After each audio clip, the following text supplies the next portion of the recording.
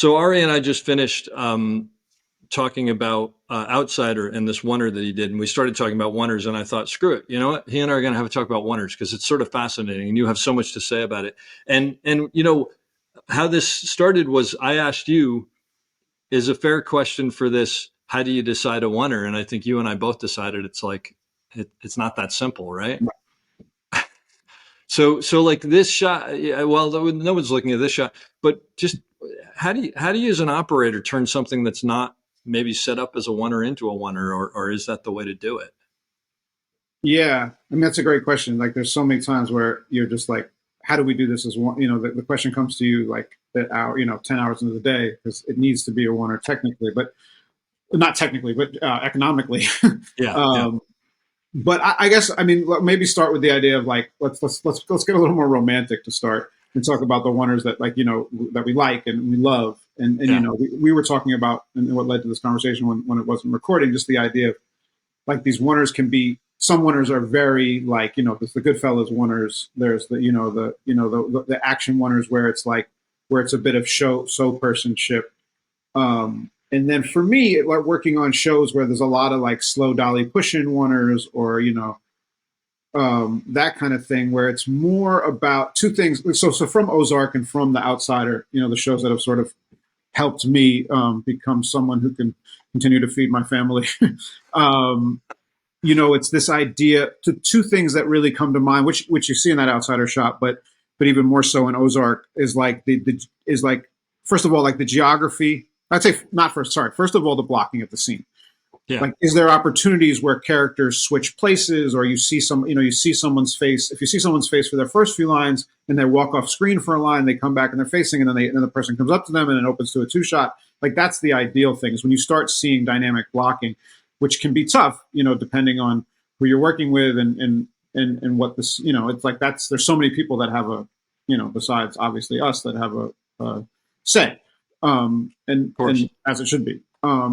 So there's the dynamic blocking to me and sometimes you do a shot and it grows to it, which is kind of cool. Like, when Laura Linney was directing Ozark, we had some very simple scenes with her and Jason in the bedroom, and you would just be moving, just and like you see just the two of them are so good, and it's just like you're able to just kind of take a shot that was going to be most of the scene and be like, with a slight adjustment, now it's the rest of the scene, and it just seems to get better and better, and that's kind of like the Well, exciting way it grows. Sorry. and Yeah. that's to me in a way it's like, look, it's funny because now that we're talking about this, like there's the Oners that I grew up doing, which were big Steadicam moving shots, right? And to be honest, those aren't, and I say this with a big grain of salt, those are sort of easy, right? Because in a Oner, if nothing is changing, I mean that's the big thing, is something, the shot has to keep growing on some I think level, and that's perfect. either the actors or the camera or whatever. And when I'm walking through the ER and I'm going 12 rooms through,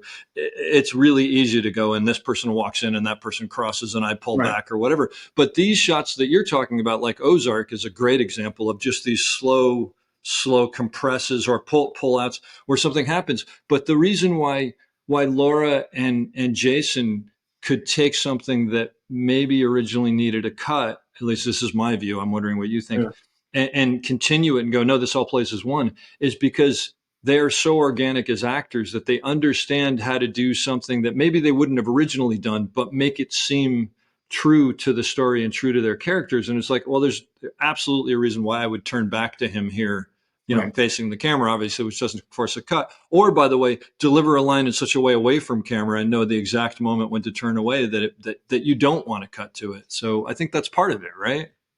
Absolutely, absolutely. I mean, that's the exciting thing when something kind of grows into, like, it's very exciting to be on set where it's like you're kind of take rehearsal and then like take two or three, you're kind of just getting to the point where like, oh, this would really be special, and then everyone's on board by five and six, and like Yeah. at the monitor, it's like really and then you do a few more. Yeah. um, but yeah, I do obviously the level of talent and is huge. And the other thing I was going to say we are talking about, which is geography. Like, can the camera do something interesting with the geography of a location? Can we Yeah. can we push in on the only office that's lit up in the middle of the night, or can we just and or can we come off of something interesting and be wrapping around something when someone comes back in the other way, which even if it's on a dolly and a small, I was referring to it as more of like boiling water, like just building tension. And when these slower oneers, where it's like I Yeah, love these big Steadicam oneers, but that yeah, is about, like you're saying, it's about change, whether it's camera or whether it's the tension in the scene. But anyways, just to speak to that point, that thing that we were talking about, which I think is a great quote, you probably should have started with before I started rambling, is when Bateman saying, I don't know, saying to us like the idea that when you cut, you tap someone on the shoulder, you're tapping the audience on the shoulder when you cut. And I think that's so, like, if you think about it, great. that's true whether the audience is, whether you're just cutting to a reverse of someone saying like, sorry, I didn't come to your, quinceanera, or you're like cutting to someone's head getting smashed against the wall. Like, it's information, it's new information, and you're using a cut to do that. So if you have a scene where you're able to have some cinema in the geography and some cinema in the lighting, and there's just people moving in an interesting way, and you're just slowly pushing in, or you're pushing through a window, or you're losing them for a moment and then pushing in, all this without the cut, you're just doing this thing where I think the tension's always just kind of incrementally increasing. Yeah, Um, yeah. and it's kind of be like the camera can be kind of an elegant partner rather than like a very showy partner, although they can be beautiful as well. But I Anyway, think that's fantastic, and that quote is so right because basically, you, every time you cut, you're not allowing the audience to make decisions on what. I mean, we were talking about the fact that there's a breakdown that Don Devine did on Panic, which if people haven't seen, they should see. It's a static two shot on Bill Macy and Donald Sutherland, and it never cuts. right. And just the idea that Don was talking about the fact that you get to be the editor, you get to decide whether to look at Bill or look at Donald Sutherland, and it plays, and it's so amazing, and that doesn't even move. But the interesting thing is that shot aside, as you were talking about this, I was sort of thinking of this. There's that thing of like sharks need to swim or else they'll die. And in a weird way, it's like a oneer is almost like that. It's not necessarily that the camera needs to move. It's Yeah. that something needs to move in the scene, or the camera needs to move. Or again, it needs to continue building. So do you ever have those situations where a director comes to you and says, "I want this scene to be a oneer. How do we make it work?" Yes. I sense that from your response that those are not always great situations. Yeah, I mean they can be. It's like it's hard, it's a balance, especially in episodic work. I mean, I've been lucky enough to be on, episodic work that has enough time Yeah, to do things, and really, really focuses on the cinema of it all. But yeah, it's tough. It's like for me, everyone's different. I've worked with great operators. I've watched great operators work that just will just design it all themselves, and I've done that, and to some success at times. But it's not the atmosphere that I thrive in. I feel like everyone complements each other if everyone's doing their job and is open. And you use the term benevolent dictator. It's like that's fine too. It's like yeah, coming is like from a director. So, but for me, whether it's the director they don't have to know exactly how to do it, but they need. There's a really famous book on acting, directing actors called The Sense of Direction, and I feel like as a camera operator, I also need a sense of direction. It yeah, doesn't have to be. You don't have to direct the camera. You can say I just want to wonder, but what are you telling me creatively or story wise or character wise that's going to help me do that? And I think that was why working with Laura Linney was so inspirational, because I worked with her. We worked with her on her first time. She was directing episode 11 of season 4, and she had she never was directed amazing. motion before. She was incredible because She was she gave amazing. everyone a sense of direction, whether it Yeah, was, and I had the opportunity to prep a bunch with her, which was nice, and so as we both did for like the bigger climax scene. But also just in small scenes, just kind of hearing what she had to say, like this is the reason I don't want to see this person.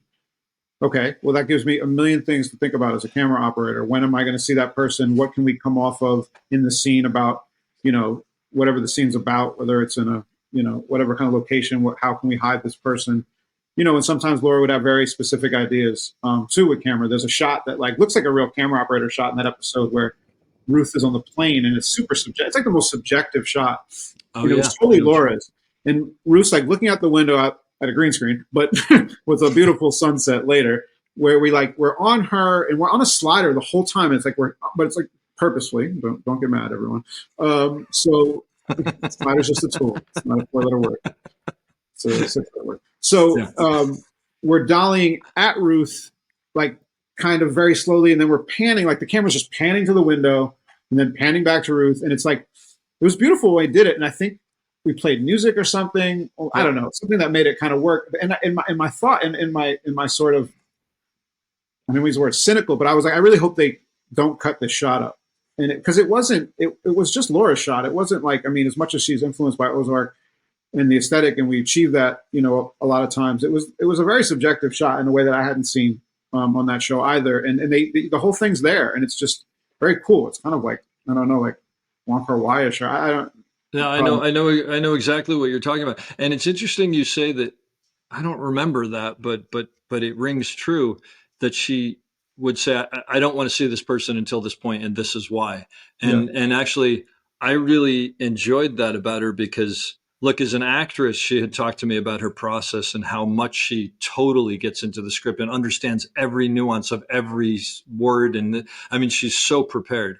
And as a director, it came out. But what it makes me realize, and now looking back, I'm realizing she did, with both of us, more so with you because you were an A camera for her, was to say, this is what I'm trying to achieve, but not saying this is how I want to achieve it. And so she was sort of going, this is what the end of the equation is. You tell me what the equation, you tell me what the numbers are. They get us there, which allowed you and I, to a lesser extent, the ability to fill that in and show her things which I remember very specifically her going, that's not quite it. Is there something else? And then we tweak it. Right. But right. She so knew what she wanted. And I so appreciated that as a new director, that she didn't try, and maybe it's because she's an established actress. She didn't feel like she had to prove, or I don't know what, but she didn't try to sort of like mainstream the entire process and control everything. She just was like, I just know where I want to go. You tell me how to get there. And it was, I mean, that's why that episode is so fantastic. And she kind of blew me away. Maybe said it was one, he's like one of the best episodes he had. And it was not it was definitely like a mid-season. On paper, it was not a huge episode. Yeah, not a great script in the sense that like, none of the writers are going to watch this anyways, but it's a solid script, but it's not important. It's not, there aren't any big, it's like this thing what's about Jason's like internal rage and all these like kind of side things. And it just wasn't on paper. Yeah, it wasn't. It was part of the journey, but she looked in there and found an amazing episode and created an amazing episode. So I'm wondering if this is the way that when you're trying to set up a oner for someone that hasn't designed it, and they're, hey, here are these 4 characters. How do we do this in one shot? And you're like, oh God. What I try to do is I try to find something that I think works, and then we try to sort of workshop it and rehearse it and see if it works. And the thing that I always try to do is go, if we get to a point where I feel like I would want to cut as an editor, then either we have to fix something or change something. Sometimes it doesn't work, but is that sort of do you think, is that a litmus test that you use, or how do you decide if it's working? I think that's very well said. I don't know if I use that as much. I mean, for me, it's like, there's this level of stress to it where it's like, just don't turn to me after we've lost the actors and say that, and I don't mean to make it about the process rather than the amazing cinematic product. But yeah, it's like, when are you comfortable? When are you either secure enough or insecure enough to involve another opinion, in the blocking? Because it ends up being like, sometimes it's easy. Sometimes I can see, that's the other thing about the easy part about the slow push in stuff. And listen, there's a lot of shots that are oners on Ozark, many of which I didn't do, that are very dynamic and not slow push-ins and conceived on dolly. So not to say that's the only way to do this at all. But of course, the thing about building the tension is like, often you can kind of, you see the geography of the location, you see the basic of the blocking. And I feel like sometimes I can, even if I can just be like, well, if this person was just here for this line, I think it would work. And then they see the first row, and then it's like, oh, that will work. And then, a lot of directors will, have a good idea and say, oh, and also this person could come in now, or, to start it. So it's like, it has to be kind of, the stressful time is when someone just like wants a oner and you don't see it, obviously, like you said, like you're just like, this thing is all over the place. Yeah. It just feels really, it can feel, and sometimes you just need, you need to be able to pace the scene.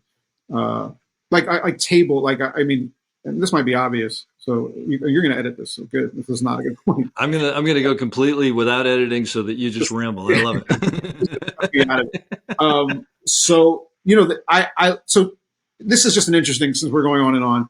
There's this Yeah. movie that's really good film This is, by the called way, what our retirement is going to look like. But we're both on the front porch, right, right. It's and it's on gotten it's Zoom. gotten dark a Right, long time ago, right, and we're still yapping. Yeah. right. This is the black screen.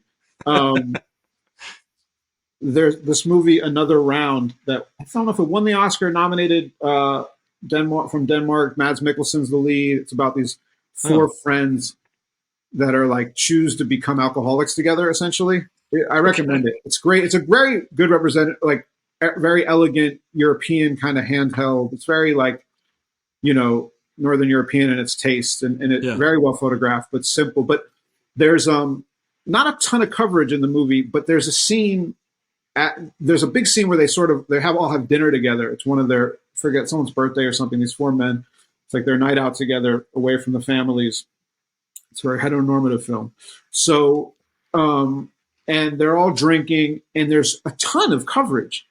Like they're cutting, and and I was like, what? And then I watched it, and I watched the movie, and I watched the movie again because I made a movie with a friend, and he really loved the movie and the director, and he wanted to reference it. So I watched it. I've seen the movie like 3 times now. But Hmm. like, it's just like they just needed shots. Like it was just four guys sitting at a table. Like it wasn't going to feel rollick and just because they were going to act drunk. Even though Mads Mikkelsen's like one of the best actors alive.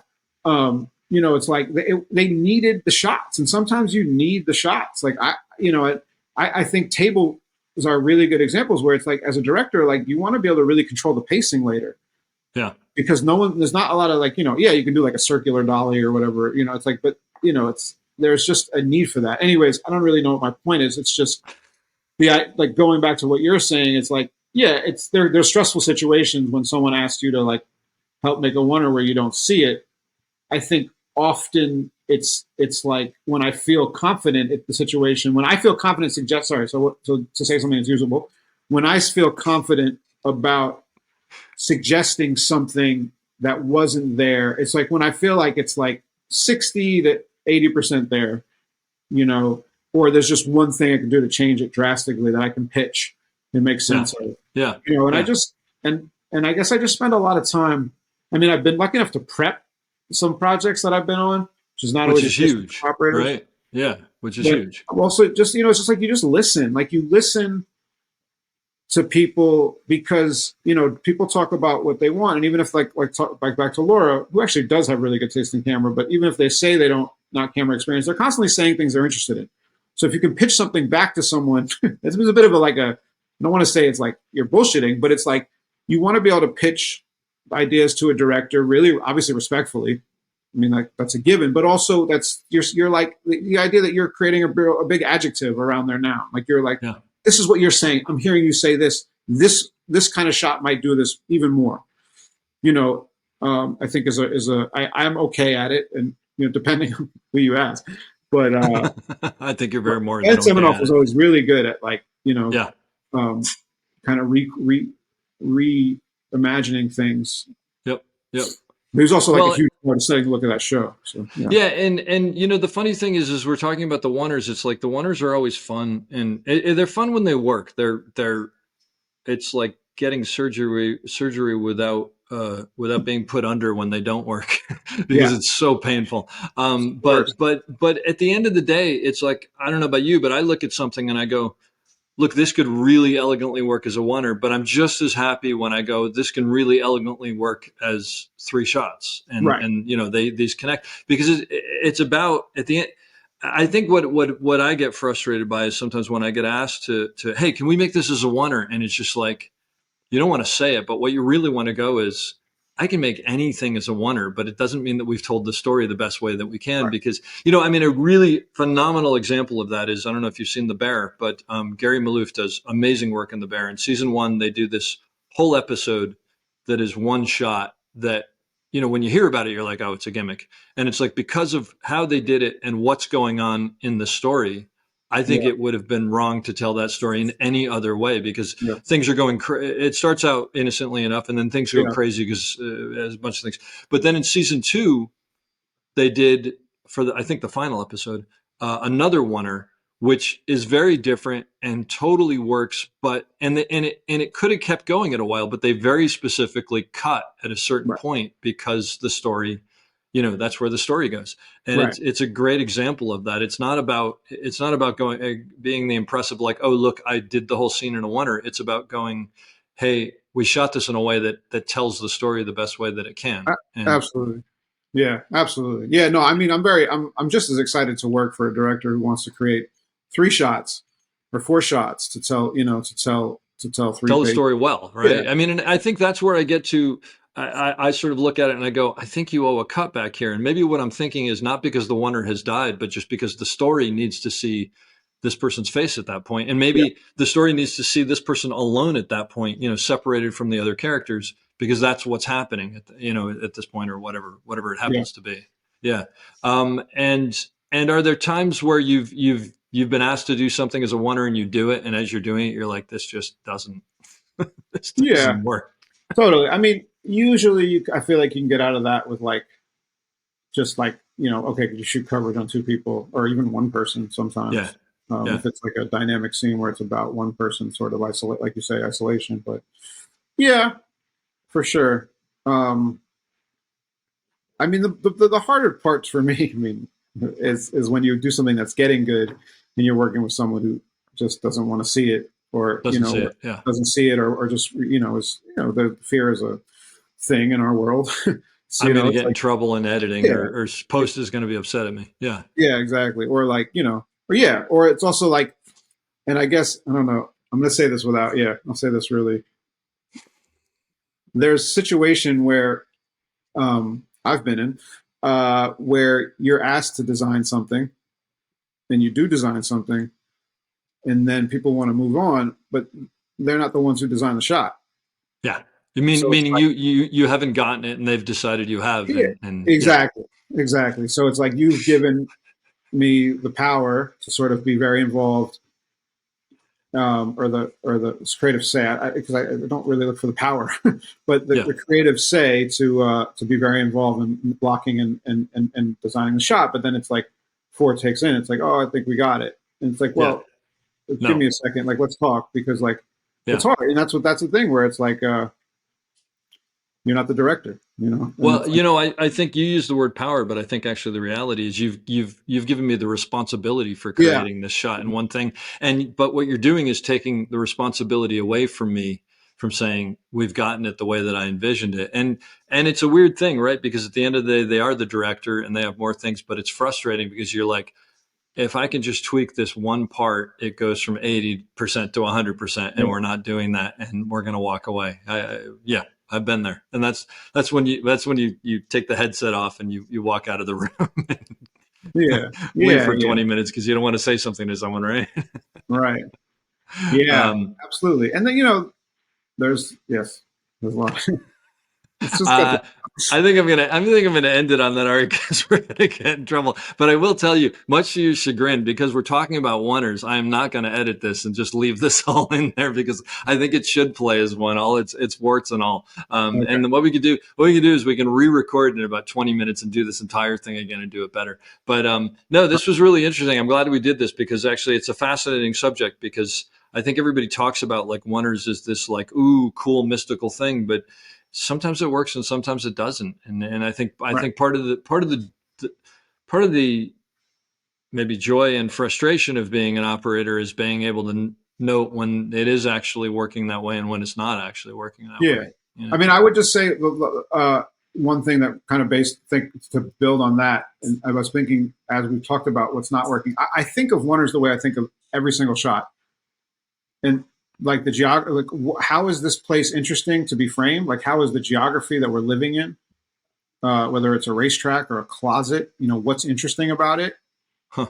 to frame, and how is the camera movement complementing the actor's movement?